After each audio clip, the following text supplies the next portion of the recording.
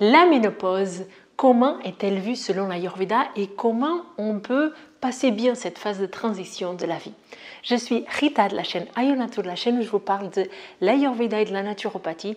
Et aujourd'hui, on va parler un petit peu de la vision que l'Ayurveda va avoir sur cet événement qui est la ménopause et qu'est-ce qu'on peut faire pour que cette ménopause, que cette transition, elle se passe bien. Donc, en Ayurveda, on va tout étudier par le moyen des doshas, Vata, Pitta et Kapha, que si vous me connaissez un petit peu de la chaîne YouTube, vous connaissez déjà un petit peu ces termes. Mais là, je vais parler de façon générale pour les personnes qui ne connaissent peut-être pas encore ça. En tout cas, nous, en Ayurveda, on va étudier des cycles. Et on va étudier des cycles, par exemple le cycle de la journée, parce que l'énergie qu'on va avoir au début de la journée n'est pas la même qu'on va avoir en fin de journée. Il y a des cycles pour la nuit, il y a les cycles des saisons. Ceux-là, ils sont faciles à... On est que chez nous, il y a 4 saisons. Dans d'autres endroits du monde, il y a 2 saisons. Dans d'autres endroits, il y a 6 saisons. Donc, il y a une idée de qu'il y a un cycle. Dans la vie, il y a des cycles en continu. Et en fait, quand on essaie de comprendre un cycle, on le comprend. On comprend un moment de ce cycle dans toute la boucle. Et donc, quand on va parler de ménopause, on va essayer de comprendre le cycle de la vie, le cycle de l'être humain depuis qu'il est né jusqu'à qu'il soit mort.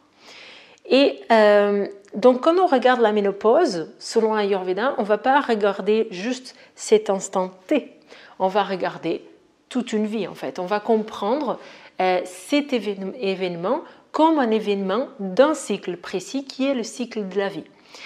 Et comme on voit tout par le moyen des doshas, on va comprendre quels sont les doshas qui vont se mettre en place lors de cette transition-là.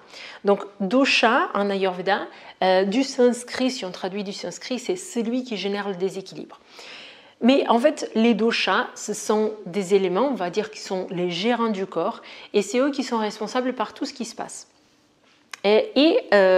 Quand il y a par exemple Kapha dosha qui domine, lors de notre enfance, c'est Kapha dosha qui domine. C'est la terre et l'eau, l'énergie de la terre et de l'eau. Donc on est en croissance. Tous nos tissus sont en train d'être construits, tout est en train de se transformer. Donc il y a cette énergie de la stabilité, de la croissance, de la création, de l'onctuosité, parce qu'on a besoin de nutrition. Et en Ayurveda, on voit le mot snigdha signifie oleation, mais c'est l'oléation dans le sens de nutrition, on est en train de nourrir un petit peu le corps.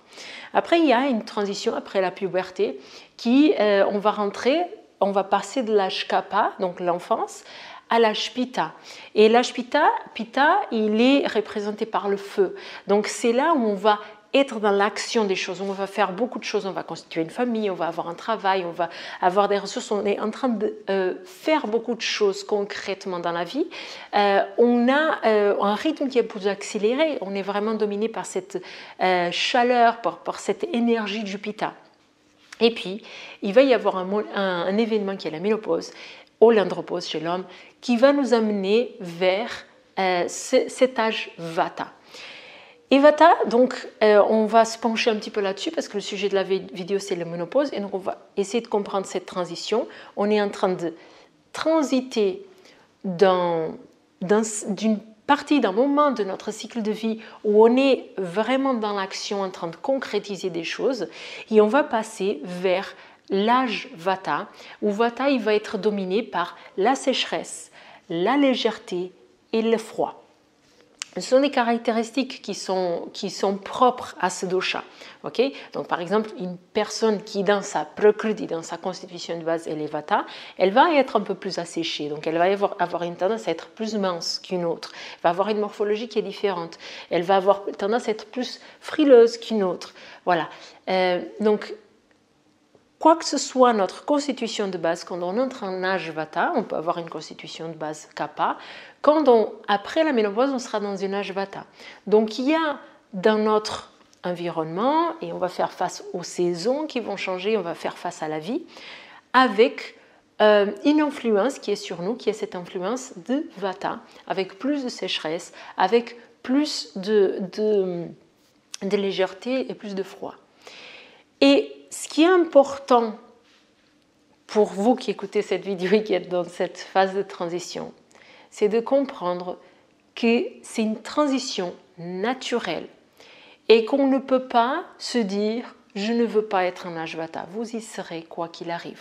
C'est un cycle naturel. On est né, on vit, on meurt. Et dans cette transition, dans ce cycle, il y a plusieurs transitions. Il y a une première transition qui était la puberté et il y a maintenant une autre transition qui est la ménopause. Et il y a certaines astuces à avoir là-dessus. C'est que quand on arrive à l'âge de la ménopause, on a l'impression que c'est la fin de la vie. Et donc, c'est important de comprendre que ce n'est pas la fin de la vie, c'est une transition. Et si on comprend qu'aujourd'hui, la moyenne d'âge, c'est 80 ans, la ménopause, elle est plus proche du milieu de la vie que de la fin de la vie. Donc, ce qui est important ici, quand l'Ayurveda nous apporte ce regard-là, c'est de se dire que ça ne sert à rien de lutter contre ce qui se passe parce que c'est une transition qui est naturelle. Mais du coup, pour que ça se passe bien, il y a non seulement une acceptation comme une adaptation de notre rythme, de ce qu'on fait tous les jours à ce qu'on est en train de vivre.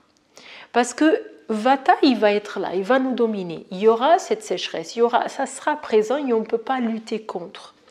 Donc, pour s'adapter, il est important de ralentir le rythme. Si on continue avec un rythme accéléré comme celui qu'on avait en âge Pitta, qui était fait parce que c'est l'âge où on va être plus dans la concrétisation des choses, ce qui est naturel dans la vie de notre humain, là on rentre dans un âge qui est l'âge de la sagesse.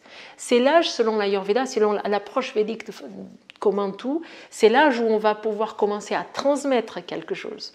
Aujourd'hui, bon, on est des profs, c'est quand on est en âge Pitta, parce que c'est là où on va travailler. Mais de façon traditionnelle, ceux qui ont quelque chose réellement à nous enseigner, ce sont les personnes les plus vieilles, les plus anciennes, qui ont plus d'expérience de vie. Et donc ça arrive avec l'âge Vata. Et donc c'est une âge de sagesse où vraiment on a compris beaucoup de choses dans notre vie et on va pouvoir transmettre à d'autres et on va pouvoir se comprendre à soi aussi. Et donc pour cela, il est important de ralentir. Il est important de respecter son rythme de sommeil, parce que c'est le sommeil, selon l'Ayurveda, qui va créer ce snigdha, cette onctuosité, cette nourriture dans le corps. Et que si on ne dort pas assez, ça va créer davantage de sécheresse. Il est important de ralentir un peu le rythme de travail, des occupations qui nous font nous éparpiller et nous sortir de l'attention de notre centre, en fait.